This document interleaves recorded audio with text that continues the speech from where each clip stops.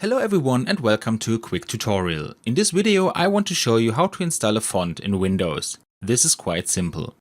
To do this I first go to a website where I can download fonts. dafont.com is a good site for this.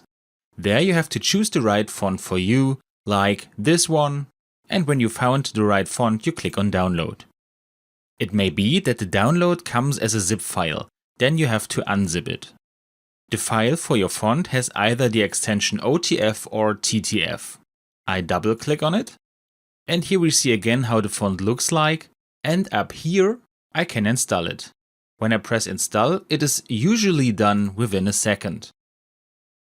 Now I want to show you that this worked, but also a problem that could occur. For this I already started GIMP, and if I'm searching for my font, I will not be able to find it.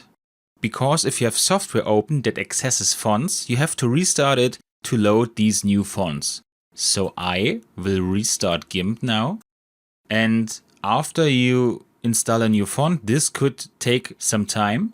And now that GIMP is opened again, I will try this again. And now you see that there's my new font.